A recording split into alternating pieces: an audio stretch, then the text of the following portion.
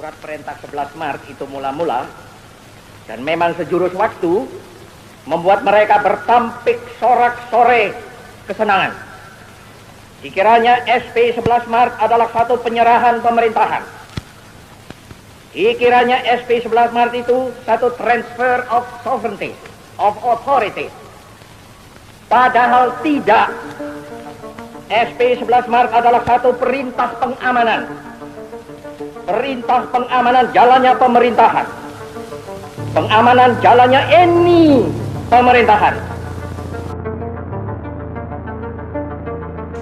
Cuplikan video tadi adalah pidato terakhir Soekarno di hari kemerdekaan RI pada tahun 1966 sebelum akhirnya kekuasaannya perlahan digantikan oleh Soeharto. Hal ini tak terlepas oleh secarik surat perintah yang ditandatangani oleh Soekarno sendiri. Surat yang memiliki kekuatan hingga dapat melengsarkan jabatannya sendiri sebagai kepala negara secara tidak langsung. Hingga saat ini, surat tersebut masih belum bisa dipastikan keaslian naskahnya. Tak hilang di telan bumi, surat itu pun hanya dipakai sekali dan tak pernah terlihat kembali hingga saat ini. Surat apakah itu? Siapakah sebenarnya tokoh yang membuat surat tersebut? Hingga sepenting apa kertas tersebut sampai bisa menggulingkan presiden pertama sekaligus proklamator bangsa Indonesia? Mari kita simak bersama.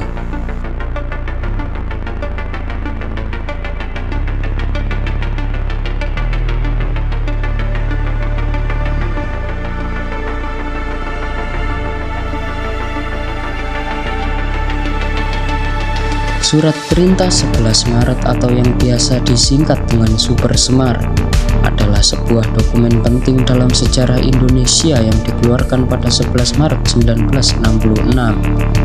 Dokumen ini berisi perintah dari Presiden Soekarno kepada Letnan Jenderal Soeharto untuk mengambil tindakan yang dianggap perlu guna mengatasi situasi keamanan dan ketertiban negara yang pada kala itu sedang genting pasca peristiwa Gerakan 30 September 1965. Tujuan dari dibuatnya surat ini adalah untuk memberikan kewenangan kepada Soeharto agar mengambil segala tindakan yang dianggap perlu guna menjamin keamanan, ketertiban, dan stabilitas baik pada pemerintahan maupun masyarakat, mengamankan jalannya pemerintahan dan revolusi, serta menjamin keselamatan pribadi Presiden Soekarno.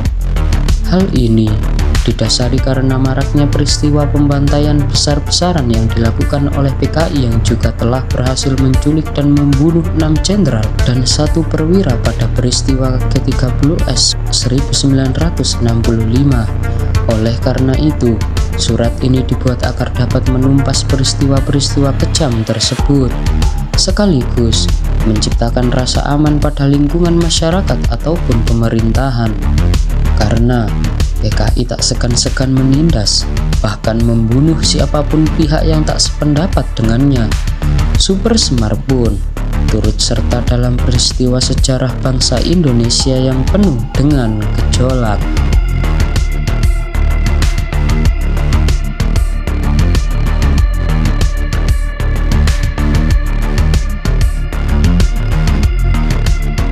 Berbicara mengenai surat perintah 11 Maret, maka erat kaitannya dengan peristiwa Gerakan 30 September 1965 karena dua hal tersebut adalah sebab akibat dari lahirnya surat sakti ini. Bermula pada G30S yang melibatkan pasukan Cakrabirawa yang tidak lain adalah pasukan pengawalan presiden, mendatangi serta menculik para anggota TNI AD dan menewaskan setidaknya 7 perwira tinggi Angkatan Darat yang dianggap sebagai bagian dari Dewan Jenderal yang dituduh akan menggulingkan kekuasaan Presiden Soekarno. Setelah kejadian tersebut, pihak Angkatan Darat menuduh bahwa PKI adalah dalang dibalik isu Dewan Jenderal serta peristiwa kejam ini. Tak hanya dari pihak militer, beberapa organisasi pemuda serta para pelajar yang menentang paham komunisme membentuk Kesatuan Aksi Mahasiswa Indonesia atau disingkat KAMI. Organisasi tersebut berdiri pada Oktober 1965 yang dibarengi dengan kemunculan organisasi lain seperti Kesatuan Aksi Pemuda Pelajar Indonesia atau KAPPI. Kemudian, posisi Soekarno yang sebelumnya sangat superior berkat TAP MPRS nomor 3 yang mengangkatnya sebagai presiden seumur hidup mulai melemah. Hal ini didasari karena kekecewaan kaum pelajar yang menganggap Soekarno tidak dapat mengusut dalang di balik peristiwa G30S dan tidak becus mengatasi perekonomian negara yang sedang tidak stabil kala itu. Soekarno dinilai tidak menggubris protes yang diarahkan kepadanya, kendati gelombang unjuk rasa makin membesar ketika awal tahun 1966 pada saat terjadinya inflasi. Dilansir dari Kompaspedia, kelompok pemuda yang tergabung dalam Front Pancasila akhirnya menggelar unjuk rasa di halaman gedung DPR pada 12 Januari 1966. Terdapat 3 tuntutan yang dikemukakan para demonstran kala itu. 3 tuntutan itu dinamai Tritura atau lebih tepatnya biasa disebut Tri Tuntutan Rakyat, yakni pembubaran PKI, pembersihan kabinet Dwi Kora dari unsur-unsur yang terlibat G30S, serta penurunan harga yang melonjak tinggi kala itu. Gelombang unjuk rasa ini pun kemudian berlanjut pada 11 Maret 1966 dan massa melakukan aksinya di depan Istana Negara. Melihat situasi yang semakin tidak kondusif, Soeharto meminta Soekarno untuk mengeluarkan surat perintah supaya ia dapat mengatasi keadaan. Namun, permintaan tersebut tidak disampaikan langsung oleh Soeharto kepada Soekarno. Soeharto justru menitipkan permintaannya ke Soekarno melalui 3 orang yang kebetulan pada saat itu akan bertemu Soekarno, yakni Jenderal Basuki Rahmat, Jenderal M. Yusuf, dan Jenderal Amir Mahmud. Setelah menyampaikan pesan tersebut, akhirnya Soekarno menyetujui permintaan Soeharto. Kemudian lahirlah surat yang dinamai Surat Perintah 11 Maret atau yang biasa disebut dengan Super Semar.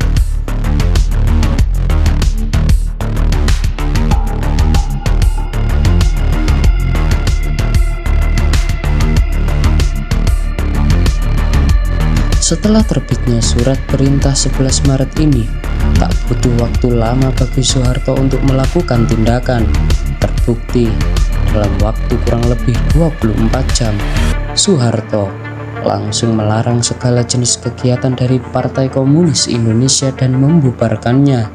Tak hanya itu, Soeharto juga mengeluarkan SK Presiden nomor 1 bulan 3 1966 tertanggal 12 Maret 1966 atas nama Presiden Panglima Tertinggi ABRI Mandataris MPRS.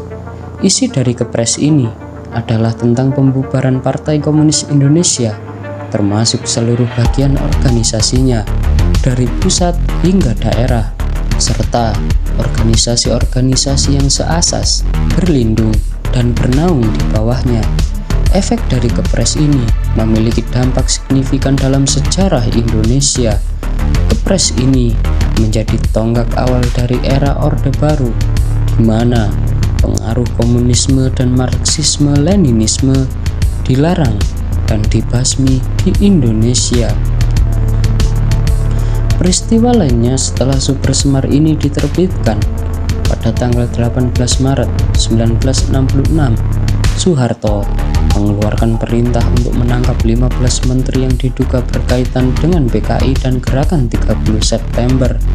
Menteri-menteri yang ditangkap kala itu antara lain Menteri Urusan Bank Sentral Yusuf Muda Dalam, Menteri Pengairan Rakyat Insinyur Surahman, Menteri Negara Uijo Tat, Menteri Pendidikan Dasar dan Kebudayaan Sumarjo, Menteri Urusan Listrik dan Ketenagaan Insinyur Setiadi Resko Projo, Wakil Perdana Menteri 3 Hairul Saleh, Wakil Perdana Menteri 1 Dr. Subandrio, Menteri Pertambangan Armunanto, Menteri Perburuhan Sutomo Marto Pradoto, Menteri Kehakiman Astra Winata SH, Menteri Penerangan Mayor Jenderal TNI Ahmadi, Menteri Transmigrasi dan Koperasi Dr. Andes Ahadi, Menteri dan Kepala Daerah DKI Maijen TNI Dr. Sumarno Sostro Atmojo, Menteri atau Sekjen Front Nasional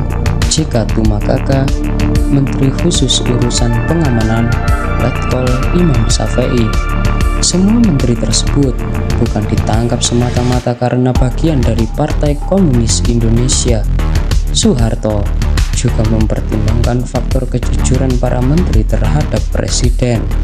Soeharto juga mempertimbangkan faktor kejujuran para menteri terhadap presiden, serta mereka yang hidup bermewah-mewahan di atas penderitaan rakyat. Dampak lain dari Super Semar adalah perubahan dalam kebijakan luar negeri Indonesia, termasuk kembalinya Indonesia ke PBB. Tak lama setelahnya, selang 2 tahun kemudian, sidang MPRS menunjuk Soeharto sebagai pejabat presiden dan resmi menduduki kursi RI 1 pada 27 Maret 1968.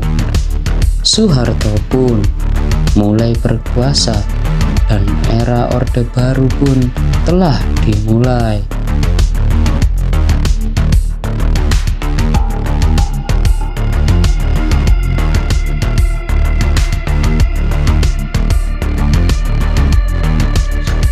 Sejak surat ini lahir, sudah banyak pro dan kontra berseliweran baik mengenai surat ini maupun deretan-deretan peristiwa yang meliputi surat sakti ini. Soekarno pada mulanya membuat surat ini agar Soeharto dapat melakukan tindakan yang diperlukan untuk mengawal pemerintahan Soekarno dan bukan untuk menggantikan kekuasaannya. Tetapi fakta berkata lain. Soeharto justru menggantikan posisi kekuasaan Soekarno selang 2 tahun setelah surat ini dibuat. Jauh sebelum Soeharto menjadi presiden, Soekarno sebenarnya sudah mengeluarkan surat perintah 13 Maret atau yang biasa disebut Super Tasmar. Isi surat tersebut adalah mengumumkan bahwa Super Semar sifatnya teknis atau administratif dan tidak politik. Soekarno juga meminta Soeharto untuk memberi laporan kepada dirinya. Namun usaha ini gagal. Soeharto tetap kuat berkat Super Semar hingga ia dilantik menjadi presiden menggeser Soekarno. Soekarno dan Soeharto bak dua elemen yang berbeda. Pemikiran mereka tak bisa disatukan. Bahkan pada saat Soeharto melancarkan misi penangkapan terhadap menteri-menteri yang dianggapnya terlibat dengan PKI, Soekarno justru merespon tindakan Soeharto tersebut melalui radio dan televisi dengan menegaskan bahwa pencopotan atau penunjukan menteri sepenuhnya berada di bawah kuasanya. Akan tetapi, pada 17 Maret 1966, daftar penangkapan menteri yang dibuat oleh Soeharto ini pun sudah tersebar luas. Bahkan, beberapa menteri ada yang meminta perlindungan ke istana. Salah satunya adalah Wakil Perdana Menteri I, Dr. Subandrio. Singkat cerita, tanpa bersusah payah, hampir semua menteri dapat diciduk oleh pasukan Angkatan Darat. Namun, Menteri Transmigrasi dan Koperasi, Dr. Andes Ahadi, baru tertangkap pada 3 Mei 1966. Sedangkan Menteri Pengairan Rakyat, Surahman, berhasil melarikan diri dari penangkapan. Namun akhirnya terbunuh di Blitar Selatan saat operasi Trisula pada 1968.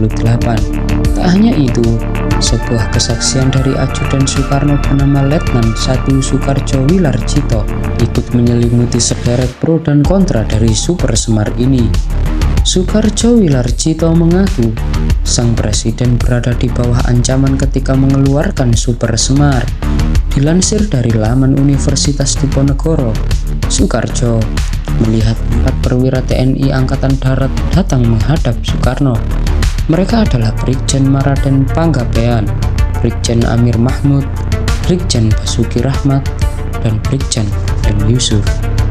Jumlah perwira TNI AD yang bertemu Soekarno berbeda dengan versi Soeharto yang mengatakan dirinya menitipkan pesan kepada 3 orang.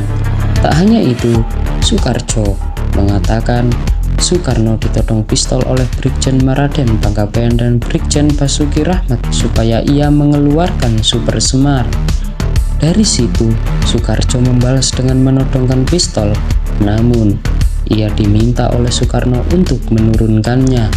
Tetapi AM Hanafi menggugat kudeta Soeharto yang ditulis oleh AM Hanafi menuliskan bahwa 3 perwira angkatan darat yang menemui Soekarno tidak menodongkan pistol.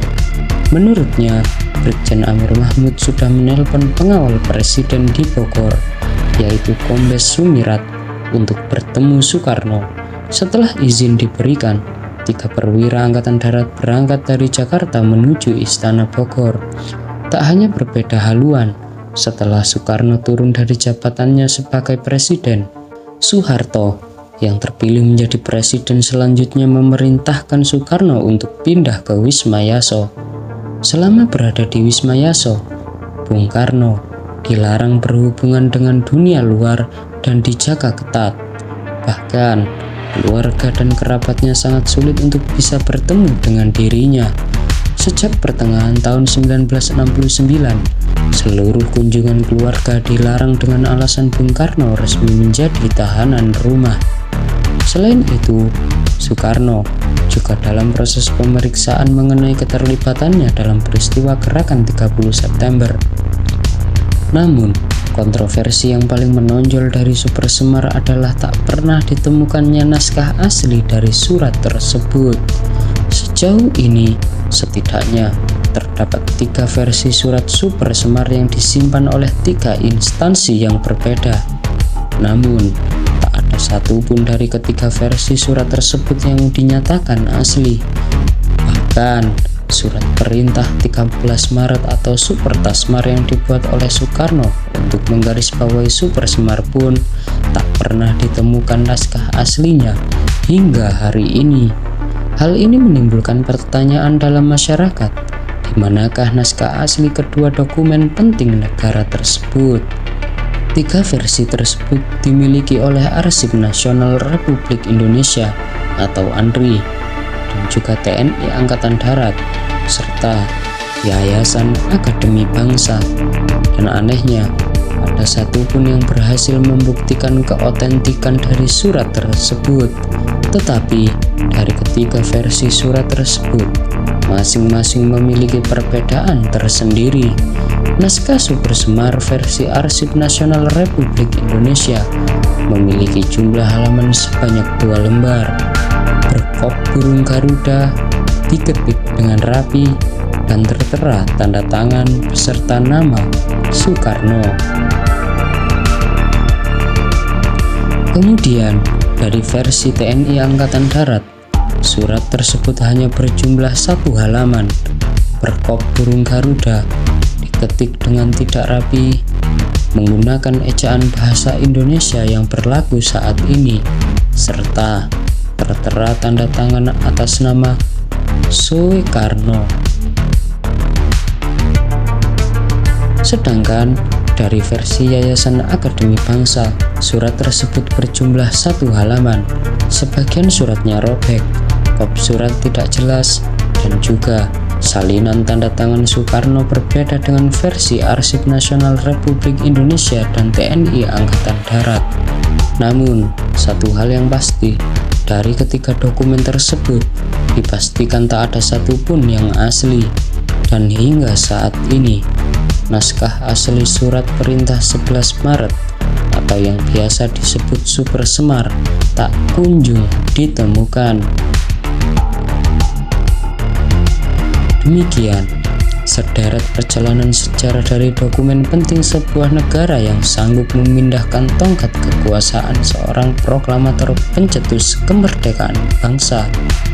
Di sisi lain, karena surat ini jugalah organisasi politik beraliran kiri yang sempat membuat kekacauan di negeri ini akhirnya dapat dihentikan.